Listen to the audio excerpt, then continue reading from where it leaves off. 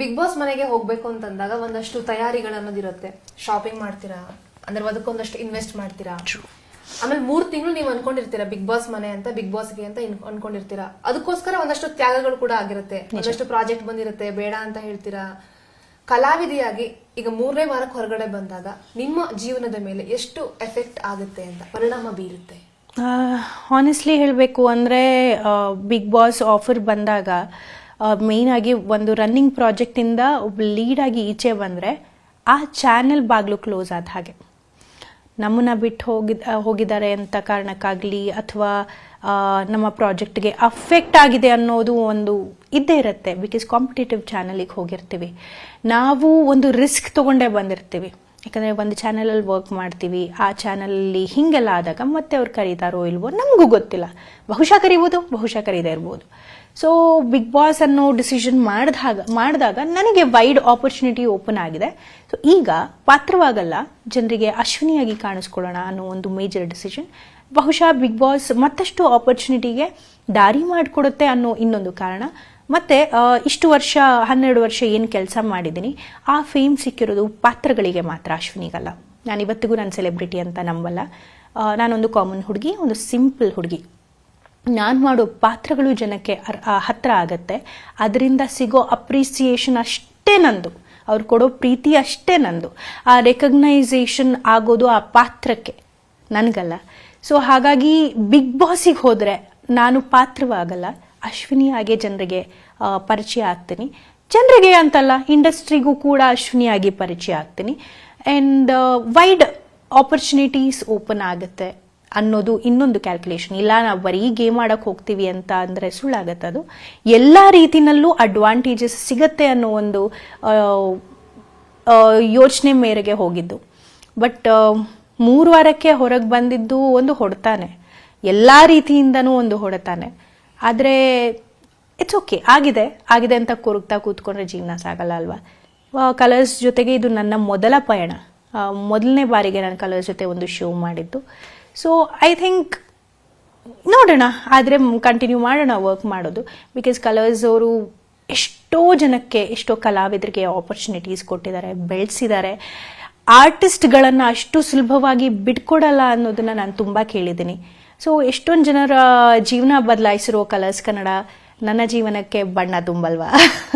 So ಹಾಗಾಗಿ ಆದರೂ ಸರಿ, ಆಗಿಲ್ಲ ಅಂದರೂ ಸರಿ, ಒಂದು ಬಿಗ್ ಬಾಸ್ ಮನೆ ಒಂದು ಒಳ್ಳೆ ಆಪರ್ಚುನಿಟಿ, ಎಕ್ಸ್ಪೀರಿಯನ್ಸ್ಗೋಸ್ಕರ ಹೋಗಿ ಬಂದೆ ಅಂತ ತಿಳ್ಕೊಳ್ಳೋದಷ್ಟೆ. ಈಗ ಆಲ್ರೆಡಿ ಜೀವನದಲ್ಲಿ ಪ್ರತಿಯೊಬ್ಬರು ಒಂದಷ್ಟು ಅಪ್ಸ್ ಆ್ಯಂಡ್ ಡೌನ್ಸ್ ನೋಡಿರ್ತಾರೆ. ನೀವು ಬಿಗ್ ಬಾಸ್ ಮನೆಯಿಂದ ಹೊರಗಡೆ ಬಂದಿದ್ದೀರಾ, ಏನು ಕಲ್ತ್ರಿ? ಅಂದರೆ ಈಗ 3ನೇ ವಾರಕ್ಕೆ ಹೊರಗೆ ಬಂದಿರೋದಿರ್ಬೋದು, ಅಥವಾ ಬಿಗ್ ಬಾಸ್ ಮನೆಯಲ್ಲಿ ಆದಂತಹ ಅನುಭವ ಇರ್ಬೋದು. Expect the unexpected. ಜೀವನನೂ ಅಷ್ಟೇ, ಎಲ್ಲ ನಾವು ಪ್ಲ್ಯಾನಿಂಗ್ ಪ್ರಕಾರ ನೋಡಿ. ನಾನು ಅಂದ್ಕೊಂಡಿದ್ದು ಮಿನಿಮಮ್ 50 ದಿನ, ಅಷ್ಟು ಕೇಪಬಿಲಿಟಿ ಇರೋಳು ನಾನು. ಇಲ್ಲ ಅಂದಿದ್ರೆ ನಾನು ಫಸ್ಟ್ ಆಫ್ ಆಲ್ ಹೋಗ್ತಾ ಇರಲಿಲ್ಲ. ನನ್ನ ಮೇಲೆ ನಂಗೆ ಧೈರ್ಯ ಇರಲಿಲ್ಲ ಅಂದರೆ ಇಷ್ಟು ದೊಡ್ಡ ರಿಸ್ಕೇ ತಗೋತಾ ಇರಲಿಲ್ಲ. ಸೊ 50 ದಿನ ಅಂತಾದರೂ ಜನಕ್ಕೆ ಎಷ್ಟು ಹತ್ರ ಆಗಿರ್ತೀನಿ, ಒಂದು ಸ್ಟ್ರಾಂಗ್ ಕಂಟೆಂಡರ್ ಆಗಿ ರಿಜಿಸ್ಟರ್ ಆಗಿರುತ್ತೆ. ನನ್ನ ಕ್ಯಾರೆಕ್ಟರ್ ಆ ಮನೆಯಲ್ಲಿ ರಿಜಿಸ್ಟರ್ ಆಗಿರುತ್ತೆ ಜನರ ತಲೆಯಲ್ಲಿ. ಅಷ್ಟು ಹೊತ್ತಿಗೆ 50 ದಿನ ಇಸ್ ನಾಟ್ ಈಸಿ ಥಿಂಗ್. ಫಿನಾನ್ಷಿಯಲಿನೂ ಹೆಲ್ಪ್ ಆಗಿರುತ್ತೆ, ಆಪರ್ಚುನಿಟೀಸ್ ವೈಸು ಹೆಲ್ಪ್ ಆಗಿರುತ್ತೆ, ಜೊತೆಗೆ ಇಂಡಿವಿಜುವಲಿ ಕೂಡ ಹೆಲ್ಪ್ ಆಗಿರುತ್ತೆ. ಸೊ ಆ ಪ್ಲ್ಯಾನ್ ನನಗಿದ್ದಿದ್ದು. Expect the unexpected. ಸೀಸನ್ನೇ ಹಾಗೆ ಮಾಡಿದ್ದಾರೆ. ಜಂಟಿ ಕೂಡ ಎಕ್ಸ್ಪೆಕ್ಟ್ ಮಾಡಿರಲಿಲ್ಲ, ನಮ್ಗೆ ಐಡಿಯಾನೂ ಇರಲಿಲ್ಲ. ಸ್ಟೇಜ್ ಮೇಲೆ ಹೋದಾಗಲೇ ನಮಗೂ ಶಾಕ್ ಆಗಿತ್ತು. ನಾವು ಒಬ್ಬರೇ ಅಲ್ಲ, ಜಂಟಿಯಾಗಿ ಹೋಗ್ತೀವಿ, ಕೈ ಕಟ್ ಹಾಕಿ ಇಷ್ಟು ದಿನ ಆರಾಮಾಗಿ ಹಾರಾಡ್ಕೊಂಡಿದ್ದ ಹಕ್ಕಿ ರೆಕ್ಕೆಗೆ ಒಂದು ದಾರ ಹಾಕಿ ಇನ್ನೊಂದು ಹಕ್ಕಿ ಜೊತೆಗೆ ಕೂಡಿಸ್ತಾರೆ ಅಂತ ನಮಗೂ ಗೊತ್ತಿರಲಿಲ್ಲ. ಆಯಿತು, ಅದನ್ನು ಚಾಲೆಂಜ್ ಆಗಿ ತೊಗೊಂಡ್ವಿ. ಫಸ್ಟ್ ವೀಕ್ ಅಲ್ಲೆಲ್ಲ ಮಜಾ ಅಲ್ವಾ, ಎಲ್ಲ ಹೊಸದಲ್ಲ, ಮಜಾ ಇತ್ತು. ಫ್ರೆಂಡ್ಶಿಪ್ ಬೆಳೀತು ಅಂತ ಅಂದ್ಕೊಂಡ್ವಿ. ಬಹುಶಃ 2ನೇ ವಾರಕ್ಕೆ ಆ ಅಡ್ಜಸ್ಟ್ಮೆಂಟ್ ಇದೆಯಲ್ಲ, ಹೊಸತನದಲ್ಲಿ ಅಡ್ಜಸ್ಟ್ಮೆಂಟ್ ಓಕೆ ಆಗುತ್ತೆ. ಈಗ ನಾನು ಹೊಸಬ್ಳು ಅಂತ ನೀವು ಅಡ್ಜಸ್ಟ್ ಆಗ್ತೀರಾ, ನೀವು ಹೊಸಬ್ರು ಅಂತ ನಾನು ಅಡ್ಜಸ್ಟ್ ಆಗ್ತೀನಿ. ಇದನ್ನೇ ಮತ್ತೆ ಮತ್ತೆ ಮಾಡಬೇಕು ಅಂದರೆ ಅಲ್ಲೆಲ್ಲೋ ನಾನು ಯಾಕೆ ಮಾಡಬೇಕು ಅನ್ನೋ ಹಿಂಜರಿಕೆ ಬರುತ್ತೆ. ಮತ್ತು ಅವರು ಅಲ್ಲಿ ಟಾಸ್ಕ್ಗಳೆಲ್ಲ ಆಡ್ತಿದ್ದಾಗ ನಂಗೆ ಅಫೆಕ್ಟ್ ಆಗ್ತಿದೆ ಅದು. ಯಾಕಂದರೆ ನಾನಿಲ್ಲಿ ಬಂದಿರೋದು ನನ್ನ ಆಟ ಆಡೋದಕ್ಕೆ, ಅವ್ರನ್ನೇ ಆಟ ಆಡೋಕ್ಕೆ ಬಿಡ್ತಿದ್ರೆ ಆ ಒಂದು ಕೊರಗು ಕೂಡ ಇತ್ತು ನನಗೆ. ಮತ್ತು ಒಪಿನಿಯನ್ಸ್ ಮ್ಯಾಚೇ ಆಗ್ತಿರ್ಲಿಲ್ಲ. ನನಗೆ ರಿಸ್ಕ್ಸ್ ತೊಗೊಳೋದು ಇಷ್ಟ. ಯಾರೇ ಆಗಿರಲಿ ಐ ಡೋಂಟ್ ಕೇರ್, ಬಿಕಾಸ್ ಅಲ್ಲಿ ನಾವು ಸಂಬಂಧಗಳನ್ನ ಮಾಡ್ಕೊಳ್ಳೋಕ್ಕೆ ಹೋಗಿಲ್ಲ. ಸೊ ಯಾರೇ ಆಗಿರಲಿ ಅವ್ರ ಆಪೋಸಿಟ್ ನಿಲ್ಲೋದಕ್ಕೆ ನಾನಂತೂ ರೆಡಿ ಇದ್ದೆ, ನಿಂತಿದ್ದೆ ಕೂಡ. ಬಟ್ ಅಭಿ ಅವರ ವ್ಯಕ್ತಿತ್ವ ಹಾಗಿರಲಿಲ್ಲ. ಅವರಿಗೆ ಎಲ್ಲರ ಜೊತೆ ಒಳ್ಳೆಯವರಾಗಿರಬೇಕು, ಒಳ್ಳೆ ತಂದಲ್ಲಿರಬೇಕು, ತರಲೆ ಮಾಡಿಕೊಂಡು ಒಬ್ಬರು ಲವರ್ ಬಾಯ್ ಆಗಿರಬೇಕು. ಅಂದರೆ as in he is like that. ಅವ್ರು ಇರೋದು ಹಾಗೆ. ಅದು ಎಲ್ಲೋ ನಾನು ಸ್ಟ್ರಾಂಗ್ ಆಗಿ ನಿಂತ್ಕೊಳ್ಳು. ಇವಾಗ ಎಲ್ರಿಗೂ ಒಳ್ಳೆಯವಳಾಗೋದು ತುಂಬ ಸುಲಭ, ಒಂದಿನ ಆಗ್ಬೋದು. ನಾನು ಆಗದಿರೋ ನನ್ನತನ ತೋರ್ಸೋದಕ್ಕಾಗಲ್ಲ.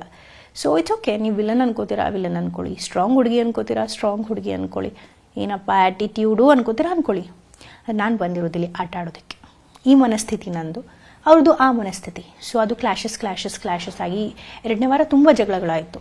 ಸುದೀಪ್ ಸರ್ ಬಂದರು, ಇದೇ ಫಸ್ಟ್ ಸೀಸನ್ ಈ ಥರ ಜಗಳಗಳಾಗ್ತಿರೋದು ಅಂತ ಎಚ್ಚರಿಕೆ ಕೊಟ್ಟಾದ್ಮೇಲೆ ನಾವು ಒಂಟಿಗಳಾದ್ವಲ್ಲ, ಆಗ ಸರಿ ಯಾಕೆ ಜಗಳನೇ, ಅಕಸ್ಮಾತ್ ಏನಾದರೂ ಹೆಚ್ಚು ಕಡಿಮೆ ಮಾತಾಡಿ ಅಂಡರ್ಸ್ಟ್ಯಾಂಡಿಂಗಲ್ಲಿ ಮುಂದೆ ಹೋಗೋಣ ಅಂತ ಆಯಿತು. ಒಂದು ಟಾಸ್ಕ್ ಸಿಗುತ್ತೆ, ಟಾಸ್ಕಲ್ಲಿ ನಾವು ಒಂದು ಸ್ಟ್ರಾಟಜಿ ಮಾಡ್ತೀವಿ.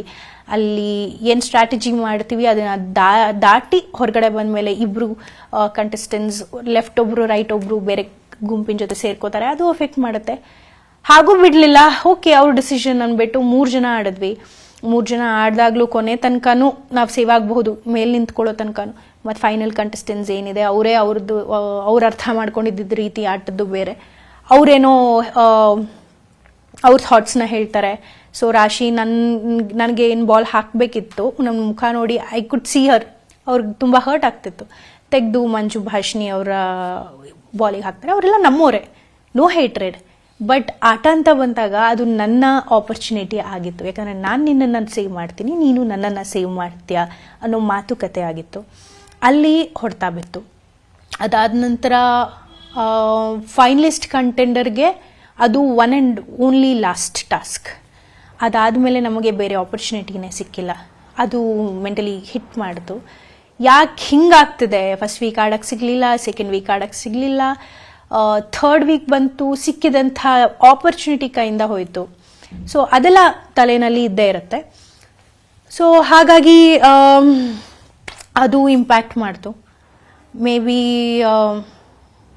ಅದಾದ ನಂತರ ಏನು ಡಿಸಿಷನ್ ಆಯಿತೋ ಅದು ನನ್ನ ಕೈಲಿರಲಿಲ್ಲ, ಚಾನೆಲ್ ಕೈಲಿತ್ತು. ಓಕೆ,